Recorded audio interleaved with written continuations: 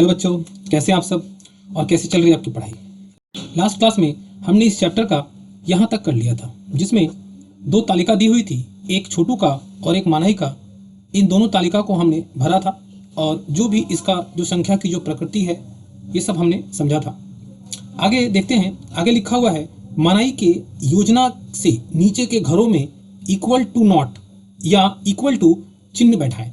मतलब कि बराबर नहीं है, ये निशान जो है ये कहता है कि ये दोनों जो पक्ष हैं वो बराबर नहीं है, और बराबर का निशान ये कहता है कि दोनों के पक्ष बराबर हैं। ठीक है, तो ये जो तालिका यहाँ पर दिया हुआ है इसमें दो सवाल दिया हुआ है। एक दिया हुआ है +3 + -3 एक साइड है, और एक साइड दे रहा है -5 + +3। तो हमें क्या करना है कि इसमें से या तो ये चिन्ह बताना है, अगर ये दोनों साइड बराबर नहीं है तो हमें बताना है नॉट इक्वल टू, और दोनों बराबर है तो हमें इक्वल टू का निशान लगाना है। ठीक है, तो ये हम कैसे पता लगा पाएंगे। तो देखिए यहाँ पर आप चाहे तो एक नॉर्मल, जैसे कि हम लोग लास्ट टाइम जो कैलकुलेशन कर रहे थे, जैसे कि चलिए एक मैं करके दिखा देता हूँ कि यहाँ पहले सवाल दिया हुआ है +3 फिर प्लस फिर -5 ये है, तो इसके बाहर में कुछ नहीं है, इसका मतलब प्लस है, तो प्लस का प्लस से गुणा हुआ तो +3 हो गया। ठीक है, नहीं भी लिख सकते हैं, प्लस नहीं भी लिख सकते हैं। ठीक है, फिर प्लस और माइनस का गुणा हुआ तो -5, तो 5 में से 3 जाएगा तो यहाँ हो जाएगा -2। ठीक है, तो ये -2 आया, तो ये लेफ्ट हैंड साइड का हो गया। अब राइट का देखते हैं, राइट का भी सेम यहाँ पर लिखा हुआ -5, फिर प्लस करेंगे +3 से तो -5 ही आएगा, क्योंकि बाहर में प्लस है और माइनस से गुणा होगा तो माइनस और 5, फिर प्लस प्लस गुणा होगा +3, तो -5 से +3 चला जाएगा तो बचेगा -2। देखिए दोनों बराबर हो गया, इसका मतलब ये है इक्वल टू। ठीक है, अब इसको ऐसे ही मुंह जबानी कर लेते हैं। देखिए यहाँ पर 4 है और ये माइनस और माइनस गुणा होगा तो क्या हो जाएगा +4, यानी कि इस साइड का जो वैल्यू होगा वो होगा 8। इस साइड का देखते हैं, ये -4 है और ये माइनस और प्लस माइनस। ठीक है, तो -4 और -4 क्या हो जाएगा -8 हो जाएगा।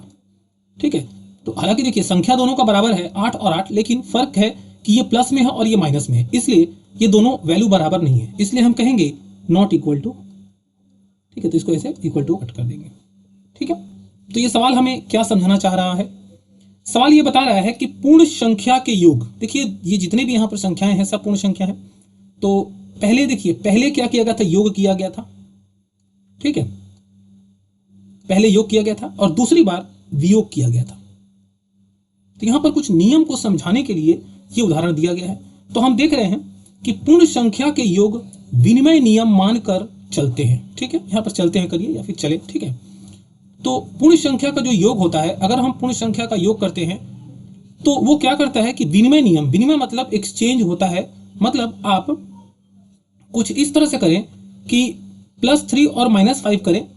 ठीक है, या फिर -5 + 3 करें, मतलब दोनों का स्थान अगर बदल देते हैं। देखिए यहाँ पर पहले में क्या था, +3 और -5 था, और दूसरे वाले में हो गया -5 पहले आ गया और +3 बाद में चला गया।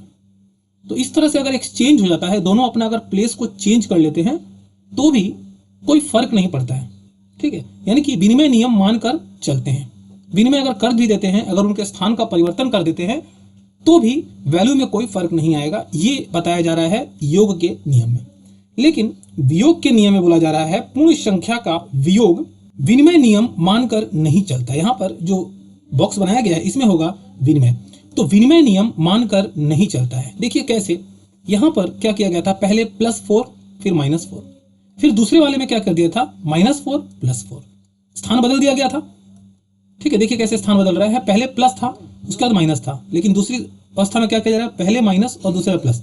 तो जो ही स्थान को बदला गया तो इसके वैल्यू में फर्क आ गया। यानी कि अगर आप एक्सचेंज कर रहे हैं तो वियोग का जो नियम है वो विनिमय नियम को नहीं मानता है। ठीक है, जबकि देखिए यहाँ पर जब प्लस का था तो +3 -5, फिर स्थान बदल देगा -5 + 3।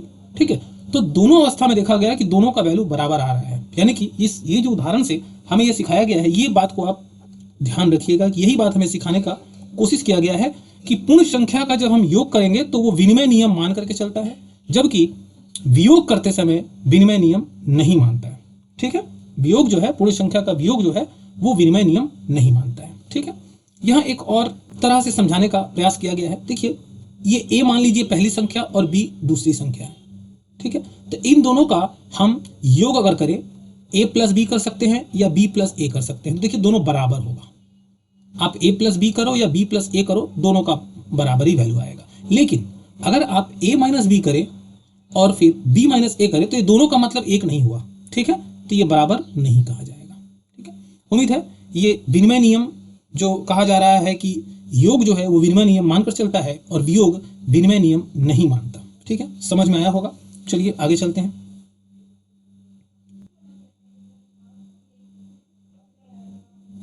तो ये सब आपके लिए ये प्रैक्टिकल्स हैं, ठीक है। आप इसे खुद से स्केल के साथ, दो स्केल के साथ कंपेयर करके और इसको जोड़ घटाव करिए। अब हम करेंगे 6 नंबर से। 6 नंबर में कुछ नया बताया गया है, ध्यान दीजिएगा। अब संख्या रेखा किसी भी 3 पूर्ण संख्या को जोड़कर उसके साधारण नियम को खोजें। पहले हमने 2 पूर्ण संख्या को जोड़ करके और घटा करके सवाल बनाया था। अब हम यहाँ पर 3 पूर्ण संख्या को जोड़ेंगे संख्या रेखा की सहायता से। देखिए +2, तो यहाँ पर ये जो संख्या रेखा है इस पर 0 से पहले देखिए +2 गया है, ये +2 हो गया।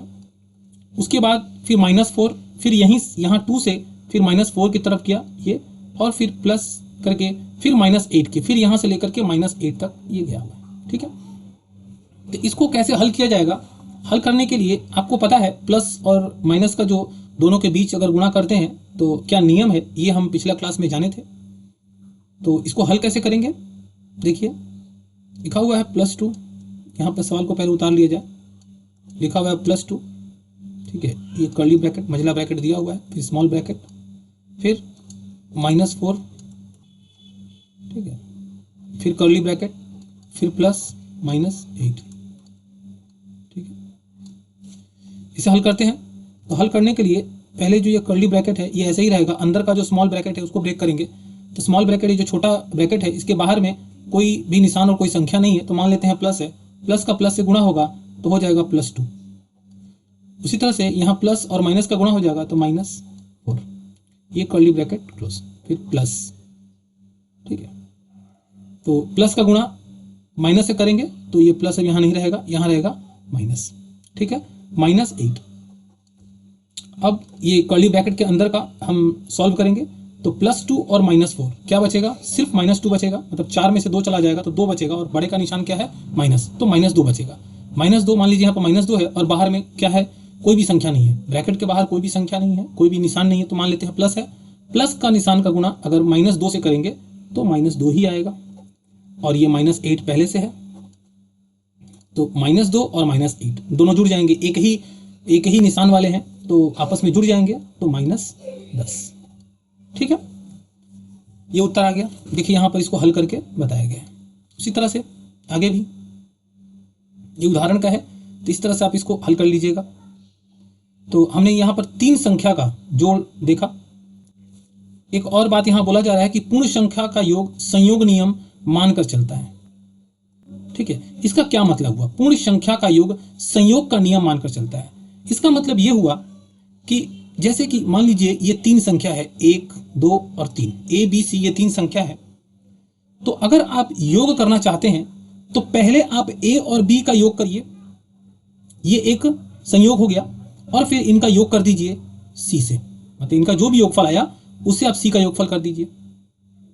तो जो वैल्यू आएगा, अगर आप थोड़ा सा अलग करते हैं, A को अलग कर दीजिए, B और C को पहले जोड़ दीजिए, और उसके बाद जो योगफल आएगा उसमें A को जोड़िएगा, तो भी जो वैल्यू आएगा दोनों बराबर होगा, ठीक है। मतलब कि स्थान अगर बदल दीजिएगा तो भी योग का नियम जो होता है वो विनिमय नियम को तो मानता ही है, साथ ही साथ संयोग नियम को भी मानता है। ये बात आप नोट कर लीजिएगा। आपको देखिए ये ऊपर का अभी मैंने जो सवाल एक बताया, ये सवाल जो मैंने किया, इसका मकसद सिर्फ इतना था ये बताना कि योग का जो नियम है वो संयोग नियम मानकर चलता है। इसके पहले बताया गया था कि वो विनिमय नियम को मानकर चलता है, ठीक है। तो यही जानना था आपको। यहाँ पर देखिए, यहाँ पर एक उदाहरण उस तरह से दिया हुआ है कि पहले A और B को जोड़ दिया गया, ठीक है, एक साथ संयोग हुए, और फिर C को जोड़ दिया गया। फिर आप ऐसा भी कर सकते हैं कि A को एक अलग कर दीजिए और B और C एक साथ हो जाइए, और उसके बाद दोनों को जोड़ दीजिए, ठीक है। तो दोनों जो आप कोई भी प्रकार करेंगे किसी भी तरह से वैल्यू बराबर होगा, ठीक है। तो इस लाइन का कहने का मतलब यही हुआ कि संयोग का नियम मान करके चलता है। आगे बढ़ते हैं। अब देखिए यहाँ पर वियोग का दिया हुआ है। देखिए यहाँ पर एक, यहाँ देखिए माइनस का निशान है, फिर माइनस का निशान है, ठीक है। तो यहाँ पर 3 संख्या दिया हुआ है, इसका भी वियोग करना है। तो जिस तरह से हमने योग का जो ऊपर में जो संख्या दी हुई थी योग के लिए, उसको हमने हल किया था, इस वियोग वाली संख्या को भी एक बार हल कर देते हैं। तो देखिए यहाँ पर कर्ली ब्रैकेट है +2, ठीक है,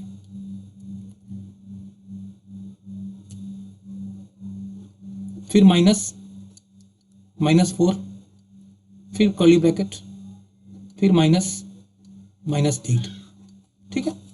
इसे हल करना है। इसे जब हम हल करते हैं तो जाहिर सी बात है, पहले हम कर्ली ब्रैकेट ऐसे ही रहने देंगे, स्मॉल ब्रैकेट को ब्रेक करेंगे, छोटा ब्रैकेट जो वो टूट जाएगा, तो प्लस यहाँ पर 2 ही बचेगा, और माइनस और माइनस में गुना हो जाएगा तो प्लस, ठीक है, और ये 4, तो ये कर्ली ब्रैकेट रह गया, माइनस और माइनस गुना हो जाए तो +8, तो ये दोनों जुड़ जाएगा 6, बाहर निकलेगा 6 और ये +8, तो हो जाएगा 8 6 14, ठीक है। तो यहाँ पर जो हल करने को हम यहाँ पर बॉक्स में 14 लिख सकते हैं, तो 14 किया गया। तो यहाँ पर भी ये जो सवाल को समझाने का मतलब यही था, संयोग का नियम, ठीक है। तो यहाँ पर अगर मान लीजिए ये 4 को 8 के साथ अगर कर दिया जाए और 2 को अलग कर दिया जाए, ठीक है, तो क्या मान होगा। जैसे कि देखिए यहाँ पर एक दिया गया है, 2 को अलग रखा गया है और कर्ली ब्रैकेट में रखा गया है 4 और 8 को, ठीक है। तो 4 और 8 को देखिए यहाँ पर हल किया जा रहा है, यहाँ पर हल किया हुआ है, तो समझ लीजिए यहीं से देखिए +2 का +2 हो गया, कर्ली ब्रैकेट के अंदर हम क्या किए, -4 +8, +2 का +2, कर्ली ब्रैकेट जब हटा है तो यहाँ पर देखिए जब इसको हम सॉल्व करेंगे तो +8 होगा, माइनस माइनस प्लस हो जाएगा, और -4 तो +4 बचेगा, तो यहाँ पर आगे देखिए +4, ठीक है। फिर से ये माइनस और प्लस माइनस हो जाएगा, और इसको हल करने के बाद जो वैल्यू आएगा वो आएगा -2। तो एक समय जब प्रथम 2 संख्या को एक साथ लिया जा रहा है और तीसरी संख्या को अलग किया जा रहा है तो वैल्यू आ रहा है 14, ठीक है। लेकिन जब पहली संख्या को अलग किया जा रहा है और दूसरी तीसरी को एक साथ किया जा रहा है तब वैल्यू आ रहा है 2, यानी कि ये संयोग के नियम को नहीं मान रहा है। तो वियोग ना तो संयोग के नियम को मान रहा है और ना तो विनिमय के नियम को मान रहा है। यही सिखाने के लिए, यही समझाने के लिए ये उदाहरण दिया गया है। तो आप ये बात रट लीजिए कि योग जो है, पूर्ण संख्या का योग जो है वो विनिमय नियम को ही मानता है और संयोग नियम को भी मानता है, जबकि पूर्ण संख्या का जो घटाव है, पूर्ण संख्या का जो वियोग है, वो ना तो विनिमय नियम को मानता है और ना ही संयोग नियम को मानता है, ठीक है। तो ये 2 बातें आप अच्छी तरह से सीख लीजिए।